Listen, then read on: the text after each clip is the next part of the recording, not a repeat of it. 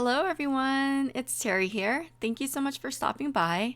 Today's video, I am sharing the stamp and die of the month for Not Too Shabby Shop, and we are celebrating with a release hop. So for the month of March release, it's called Sweet Critters, and you can follow along with the hop by searching hashtag N2S Sweet Critters. And like always, there will be a giveaway for this release. All that you have to do is go down into the description and click on the link that's called Rafflecopter and enter your information for the entry. Okay, so let's get started. Okay, so here's a close-up look of the stamp and die of the month. There are about 5 cute little critters, and there's a lot of extra elements on the stamp set that you can use. And for today's card, I will show you how to use that with the masking technique. Okay, so before I start my card, I like to plan out the layout of my card or plan out the stamp images. So here I stamped 4 of the critters onto just regular copy paper, and I'm going in with some of the smaller elements and placing it on top of the images that I want to stamp on. Doing this, I am kind of sketching out an idea of which layers I need to stamp out first and which areas I need to mask. Then going in with my ink pad, I went ahead and stamped that onto the copy paper. And here you can see a close-up look of a rough draft, I guess you could call it. I labeled it the first stamping position, the second, and the third. So following what I had on the copy paper, I'm going in and stamping out the images and making sure to mask off each section. So I went ahead and stamped off some of the smaller elements, and now I'm creating masks for it. Then going in, I'm masking it off and then stamping the second layer on top of it. So going in with black ink, I went ahead and stamped on the critters.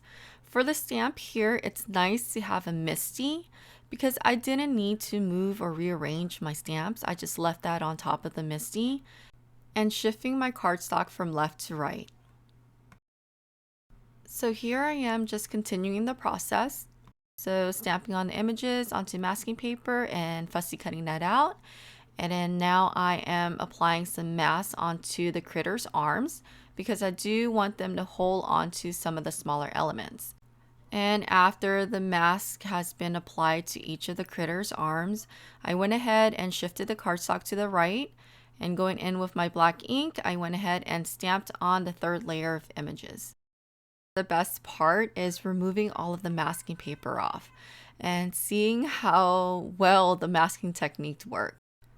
So here I'm going in and removing all of the little masking areas, and I like to keep it on my stamp set because the masking paper that I use is reusable and it works a few times.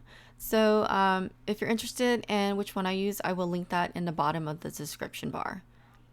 But look how awesome this looks. I just love masking and layering. It's just something that I've been really into lately.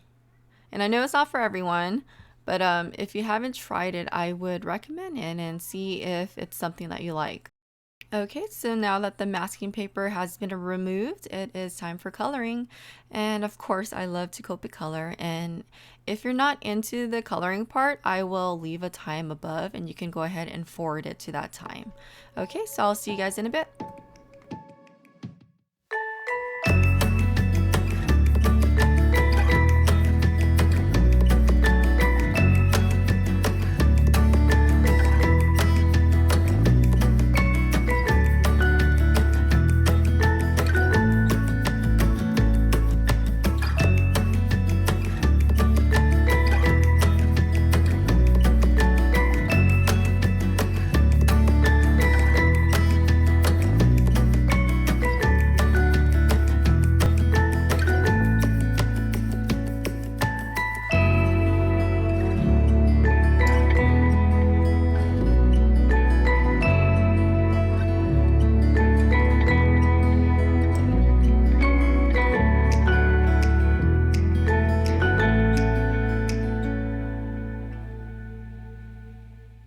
Okay, so now that the coloring is finished, I want to go ahead and talk about the background.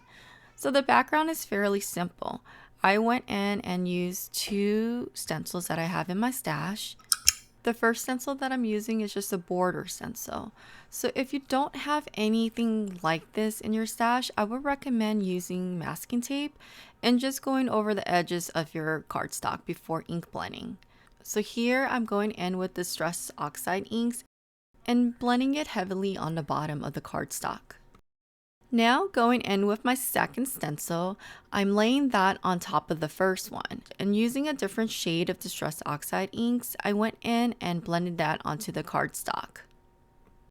Now going in with a sentiment in my stash, I wanted to heat emboss this in gold. And I applied that on top of the cardstock, and I'm going in with my Versamark ink and inking that onto the card panel that we just inked blend. Then I use my gold embossing powder and apply that all over the sentiment. And using a nice hot heat gun, I went ahead and heat set the sentiment. So off screen, I went ahead and die cut the stamped image, and I popped it up using foam squares. I also added a few gold baubles here and there. And lastly, I adhered it onto a top folding card base. And this completes the card. I hope you guys enjoy, and please don't forget to thumbs up and subscribe. And don't forget about the next person in line for the hop. Just click on the hashtag down below, N2S Sweet Critters. Okay, until next time, have a wonderful day. Bye-bye.